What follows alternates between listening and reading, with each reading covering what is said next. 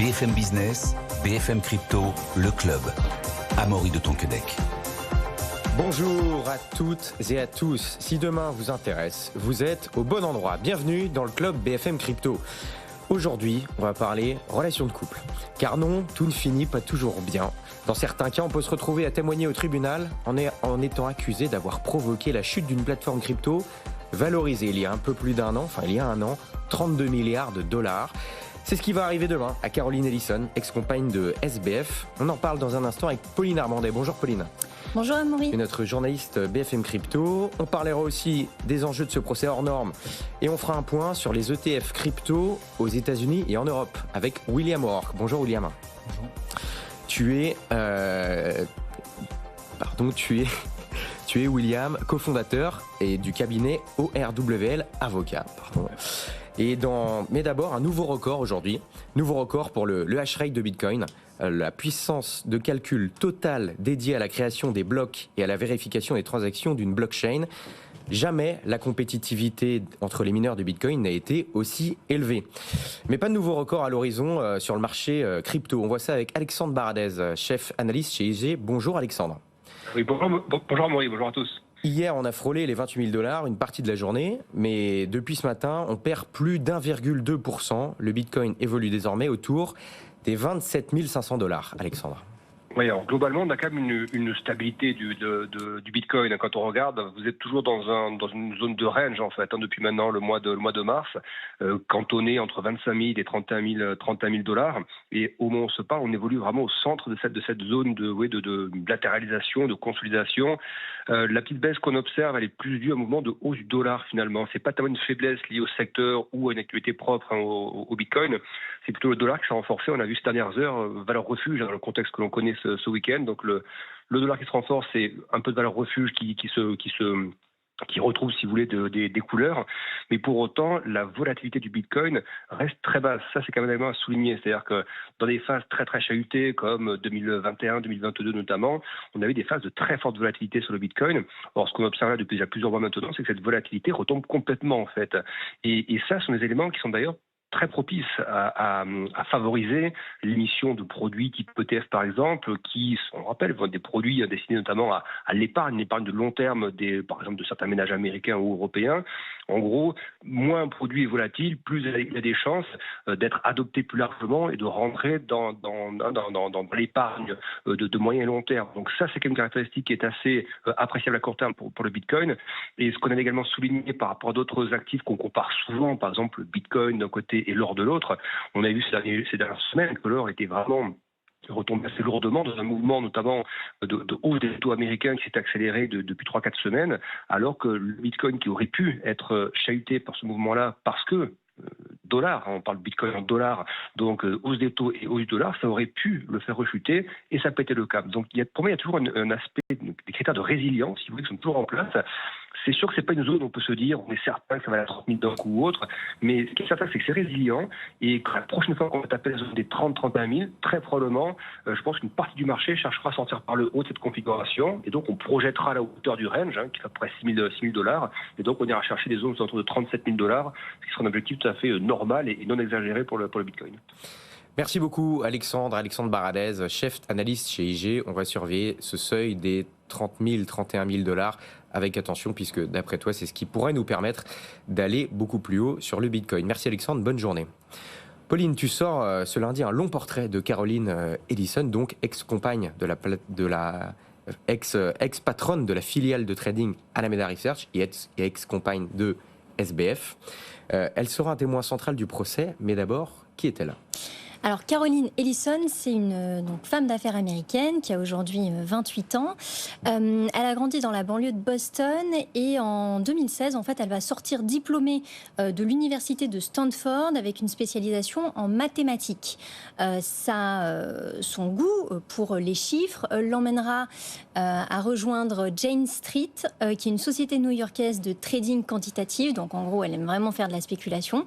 En 2017, elle va arriver là-bas. Et c'est là, notamment, qu'elle va rencontrer Sam Bankman-Fried, donc SBF. Elle va dire d'ailleurs qu'au moment de sa rencontre, elle était un peu terrifiée par SBF. C'est ce qu'elle va confier à Michael Lewis, qui est l'auteur en fait de Going Infinite, la biographie de SBF qui est sortie la semaine dernière.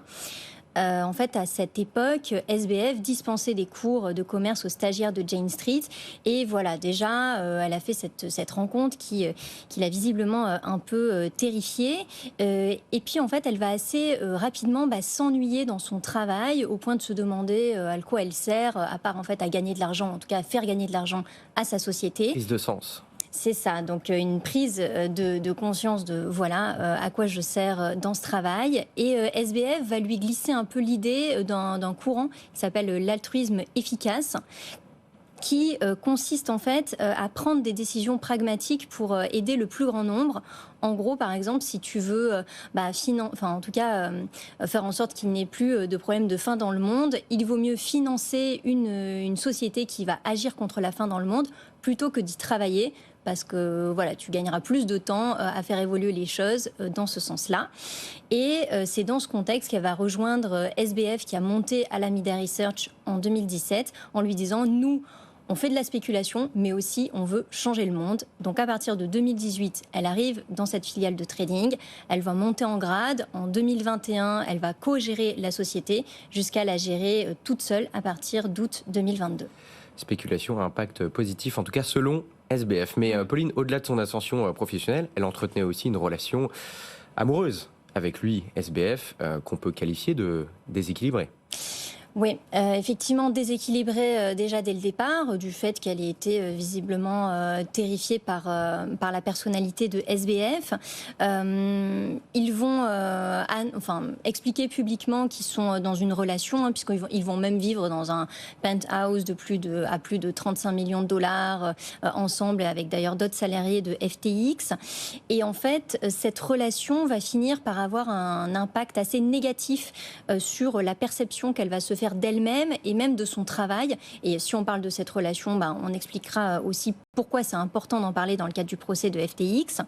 Elle va par exemple déclarer qu'elle avait des sentiments amoureux qui étaient assez forts pour SBF et que ces sentiments affectaient sa capacité à travailler.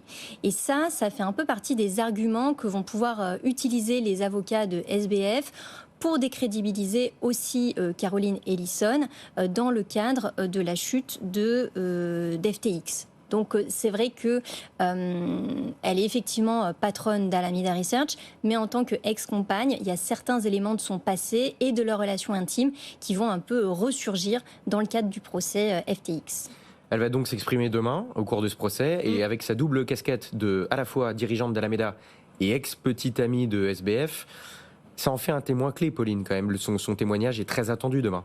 Oui, parce qu'en fait, déjà, il faut le rappeler, le 11 novembre 2022, donc lors de la chute de FTX, évidemment, elle va perdre son rôle de patronne d'Alameda Research, qui, cette filiale de trading, va chuter au même titre que FTX.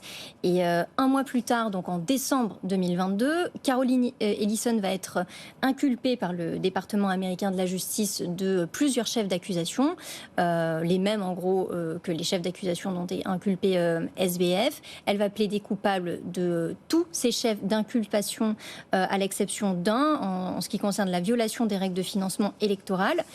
Et en gros, elle espère, en collaborant avec le gouvernement américain, réduire sa peine, une peine dont on a évidemment déjà parlé dans le cadre de l'émission, qui pourrait être jusqu'à plus de 100 ans de prison si on accumule les différents chefs d'inculpation de SBF, ou en tout cas de Caroline Ellison.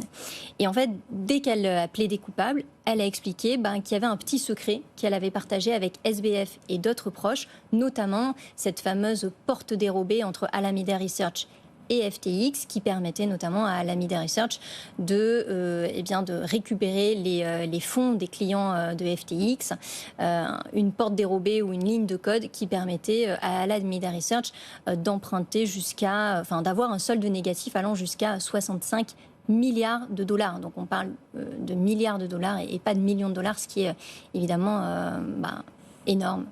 Assez énorme, et on va voir dans quelques instants avec William O'Rourke, associé et cofondateur du cabinet Orwell Avocat, les enjeux de ce procès, les enjeux aux États-Unis, en Europe et même dans le monde pour l'industrie crypto mondiale. Mais d'abord, Pauline, pour finir, ça en fait donc une coupable idéale pour les avocats de SBF? C'est ça. Ils vont effectivement utiliser son passé et notamment, par exemple, un journal intime que SBF a transmis le journal intime de Caroline Ellison au New York Times, dans lequel elle exprimait ses doutes sur son leadership et sa détermination en fait à diriger Alameda Research. Donc ça va être des arguments visiblement qui vont être utilisés pour la décrédibiliser. Ils l'ont d'ailleurs déjà fait dès la semaine dernière, puisqu'ils ont expliqué que quand il y a eu le crack crypto au printemps 2022, SBF en fait s'était inquiété de la grosse fluctuation sur le marché et il aurait demandé à Caroline Ellison de gérer les positions d'Alameda Research, ce qu'elle n'aurait visiblement pas fait. Donc les avocats commencent à déjà remettre en doute son rôle au sein d'Alameda Research et ils expliquent aussi évidemment qu'elle a plaidé coupable et donc elle serait un peu la seule responsable de la chute de FTX donc évidemment d'Alameda Research.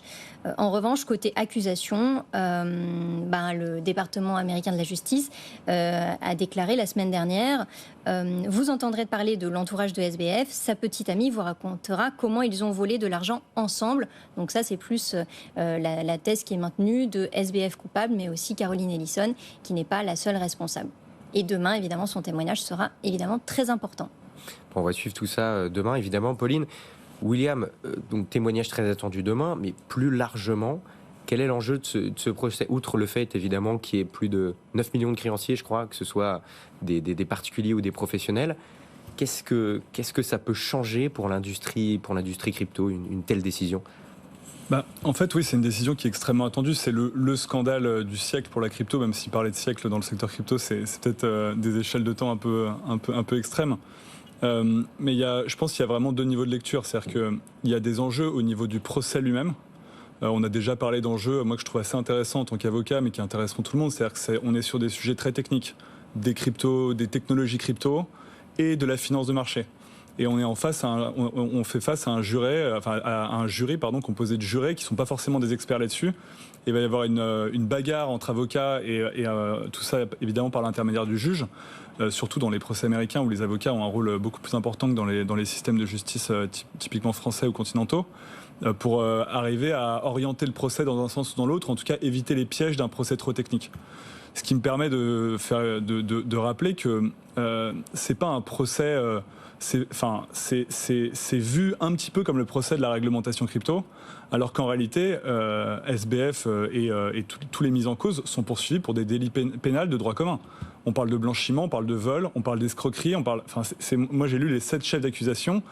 Ce procès n'a pas besoin d'une réglementation crypto. Mais en revanche, il est le prétexte à une accélération sans précédent de la réglementation, avec les deux approches américaines et européennes. Et ça, c'est un peu le deuxième niveau de lecture, c'est qu'est-ce que ça change pour tout le monde en fait, même pour ceux qui n'ont pas perdu d'argent dans SBF ou même pour ceux que ce procès n'intéresserait pas, c'est qu'on l'a vu, en France par exemple, vous avez eu une accélération réglementaire avant MiCA. Donc, pour rappel, MiCA va rentrer en application à la fin de l'année 2024, donc dans 14 mois. Mais en réalité, la réglementation s'est déjà considérablement durcie et le mantra des régulateurs et du Parlement et de tout le monde sur ce sujet, c'était de dire regardez ce qu'a fait FTX. En fait, il y a des moutons noirs dans la crypto. Donc FTX il y a une crise de confiance. A déjà influencé MiCA. Énormément. En fait, à FTX, ça a changé un paramètre qui est très important, c'est le temps. Et le temps, pour une industrie qui doit se mettre en conformité, c'est le nerf de la guerre, c'est crucial. Et en fait, MiCA a fait en sorte que, par exemple, en France, SBF a fait en sorte qu'en France, on ait une réglementation beaucoup plus stricte dès maintenant, dès l'été 2023, au lieu d'avoir un peu plus de temps pour se préparer à compter du début de l'année 2025. Quoi. Mais c'est intéressant parce que tu le rappelais, à la base, les faits qui sont reprochés, c'est pas des faits liés à la crypto. Il se trouve que cette entreprise opérait dans la crypto, mais c'est des faits qui ont eu lieu et qui auront lieu dans d'autres secteurs. C'est pas le procès de la crypto, mais indirectement, ça influence la réglementation Web3. Tu viens de le dire pour MiCA. Et est-ce que le résultat de ce procès pourrait encore influencer MiCA? Est-ce que MiCA pourrait être encore modifié d'ici là? Je pense, alors j'ai pas de boule de cristal, mais je pense que le résultat du procès aura beaucoup moins d'effet sur les aspects réglementaires que la révélation du scandale. L'onde de choc pour les régulateurs, elle a été le 11 novembre 2022, ça a été vraiment le déniaisement. C'est-à-dire que la crypto n'a plus été vue comme un secteur uniquement d'innovation et de gens sympathiques qui essaient de changer les choses. Ça a été vu comme un secteur innovant mais dangereux. Et ça change tout. C'est-à-dire que dans les discussions, et on voit aujourd'hui que le secteur crypto et Web3 est avec des vents contraires depuis le début du bear market qui correspond en fait à la chute de FTX. On a la loi sur les influenceurs, on a beaucoup parlé de crypto, c'était pas très positif, même si encore une fois, les influenceurs n'ont rien à voir avec la crypto en soi. On a parlé de l'accélération de MiCA, on parle de sanctions, beaucoup aux États-Unis, mais aussi un petit peu en France. Il y a beaucoup de contrôle actuellement des régulateurs dans le secteur crypto. Alors c'est moins public et c'est moins médiatisé, mais quand même. Il y a moins de financement, les investisseurs ont peur, les investisseurs, on leur a beaucoup reproché de ne pas avoir fait leur boulot de vérification aussi sur FTX. Et là, on voit bien qu'aujourd'hui, du coup, ils se disent il faut que je fasse attention dans quoi j'investis, et tout ça ralentit les investissements et ralentit le secteur. Une question qu'on peut légitimement se poser, pour l'instant, avec les dispositions de MiCA telles qu'elles sont aujourd'hui, est-ce que ça aurait pu éviter ce qui s'est passé du côté de FTX ? Alors, si je veux être provoquant, je dirais pas du tout. Rappelons que Bernard Madoff était régulé par la SEC. Alors, peut-être mal régulé de ça. Ce que je veux dire, c'est que la réglementation n'empêche pas quelqu'un qui est foncièrement malhonnête et qui fraude. Par définition, la fraude, c'est vous faites passer quelque chose de faux pour quelque chose de vrai. Et les régulateurs ne sont pas des magiciens ou des dieux. C'est-à-dire que quand quelqu'un leur dit « vous inquiétez pas, j'ai fait ça, ça et ça », souvent, on a besoin quand même d'un peu de confiance, etc.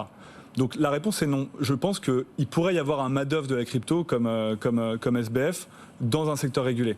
Une fois qu'on a dit ça, il faut quand même très largement nuancer le propos. C'est qu'en fait, ce que FTX a révélé, ça a été un fraudeur qui a fait tomber son château de cartes à FTX et Alameda, et ça a été une onde de choc. Et cette onde de choc, elle a absolument pas été contrôlée parce qu'on est dans un secteur qui n'est pas régulé. Demain, sous des réglementations comme MiCA, vous aurez beaucoup plus de contrôle entre acteurs, beaucoup plus d'acteurs qui auront des fonds propres, qui vont ségréguer les fonds de leurs clients, etc. Et ça a pour but d'éviter ce côté un peu systémique qu'on a vu avec FTX. C'est intéressant parce qu'aujourd'hui, pour parler très concrètement, en France en tout cas, il y a l'enregistrement en PSAN qui est obligatoire, mais ça ne protège pas tellement au final les consommateurs. C'est plus l'agrément. Comment dire, ça va être contre le blanchiment, etc. Donc c'est pas pour que les ça ne protège pas les fonds des consommateurs. Par contre, on a l'agrément qui lui n'est pas encore obligatoire, qui lui veut ségréguer les fonds ne veut pas mélanger les fonds propres de l'entreprise et les fonds des clients. Ça va vraiment protéger, mais c'est pas encore obligatoire. En France, il y a la Forge, la filiale de la Société Générale, qui est agréée PSAN, mais c'est optionnel pour l'instant. Ça va être obligatoire ? Oui. Tu veux répondre, Pauline, peut-être ? Oui, effectivement, pour une société crypto qui veut opérer en France, effectivement, il y avait depuis 2019 deux moyens de pouvoir opérer, soit l'enregistrement PSAN, soit l'agrément. On a vu que l'enregistrement a depuis cet été, comme William le mentionnait, une forme améliorée qui est dit d'enregistrement renforcé, donc avec un peu plus de transparence à l'égard des clients, à l'égard des investisseurs. Et donc ça, évidemment, ça va beaucoup plus protéger les clients. Mais l'agrément était évidemment possible. En revanche, comme tu le mentionnais, seule une société, et d'ailleurs pas une société crypto, c'est la filiale de la Société Générale Forge, qui a obtenu cet agrément PSAN. En fait, c'est assez compliqué de l'obtenir parce qu'il y a différents éléments qu'il faut pouvoir justifier, notamment en termes de ressources propres, pouvoir obtenir une assurance, notamment beaucoup plus contraignant. Oui, c'est le simple enregistrement. De toute façon, William, j'imagine que... Oui, c'est beaucoup plus contraignant. Et ce qui fait qu'à l'heure actuelle, assez peu de sociétés crypto l'ont obtenu. On sait qu'il y en a plusieurs, d'ailleurs, quasiment, pas toutes les sociétés qui sont enregistrées, mais en tout cas beaucoup ont fait cette démarche d'obtenir l'agrément. Elles l'ont toujours pas reçu. On ne sait même pas si elles vont le recevoir. Je pense que ça sera un moyen aussi de voir qui arrive à s'en sortir par rapport à d'autres. Mais oui, l'enregistrement sera un peu une étape obligatoire pour ensuite pouvoir être conforme à MiCA. Donc la France donne cette opportunité, façon de parler aux acteurs, de se conformer ensuite à MiCA, mais je pense que ça va être assez compliqué pour ces sociétés, notamment crypto, de l'obtenir. tout le monde n'aura pas l'agrément PSAN qui est en fait MiCA, quoi. C'est simple. Cet agrément PSAN dont on parle et qui deviendra MiCA, mais c'est juste un changement de nom en réalité. C'est le même niveau de réglementation que le reste de la finance. C'est-à-dire qu'il n'y aura pas le secteur crypto sous l'empire de cette nouvelle réglementation qui va progressivement se mettre en place et pour les acteurs qui arriveront à rejoindre ce niveau-là, seront de même niveau. Ce qui est intéressant parce qu'en fait, on parle beaucoup des acteurs crypto qui vont arriver, qui vont pouvoir atteindre le même niveau que le reste de la finance. Mais moi, ce qui m'intéresse beaucoup plus, c'est dans l'autre sens. C'est que le reste de la finance, les financiers traditionnels, c'est-à-dire toutes les entreprises d'investissement, tous les services financiers qui permettent d'investir en instruments financiers, vont aujourd'hui avoir une barrière qui va tomber pour mettre un pied dans la crypto. C'est la barrière réglementaire, elle va tomber. Parce qu'il y aura un niveau de sécurité pour leurs clients qui sont... Moi, quand j'ouvre une assurance vie, je ne me demande pas où sont gardés les instruments financiers ou les fonds euros, etc. J'ai confiance parce que c'est très régulé. Et ce niveau de confiance-là, sur l'aspect en tout cas réglementaire, on espère l'atteindre avec MiCA. Je précise une chose, c'est qu'évidemment, MiCA, tout le monde ne l'aura pas, ce niveau-là. Il va y avoir un filtre et une concentration qui va s'opérer dans le marché, mais c'est un phénomène assez naturel finalement. Et maintenant, un point sur les ETF crypto aux États-Unis et en Europe. William, qu'est-ce qui a changé dernièrement suite aux dernières décisions de la SEC? Est-ce qu'on peut faire un petit point? Parce qu'on a entendu plein de choses différentes et on ne sait plus trop où on en est exactement. Exactement. En fait, la situation a en fait assez peu évolué, mais ce qui est intéressant, c'est que je trouve, en tout cas personnellement, qu'il y a un discours, il y a des explications pas très claires de ce qui s'est passé. Je m'explique. Il y a depuis très longtemps des dépôts de dossiers auprès de la SEC, donc le gendarme boursier américain, pour obtenir des ETF Bitcoin. C'est-à-dire en fait du Bitcoin papier, c'est-à-dire vraiment vous pouvez avoir des Bitcoins, des produits financiers, des parts d'ETF qui en fait répliquent exactement le prix du Bitcoin sous-jacent. On ne parle pas de futur dans ce cas-là. Voilà, on parle vraiment de vous exposer dans un cadre financier très rassurant, très régulé, à cet actif, cette nouvelle actif qui est Bitcoin. Ces demandes d'ETF sont systématiquement refusées pour la SEC. Par la SEC. Principalement sur deux raisons, si je schématise, c'est une raison de maturité économique et une raison de maturité, on va dire, réglementaire. Maturité économique parce que la SEC trouve que le marché crypto est trop petit, trop volatile, il n'y a pas encore le niveau qui est attendu pour pouvoir en gros donner accès à tout le monde via des ETF à ce marché-là. Je parle vraiment du marché spot Bitcoin.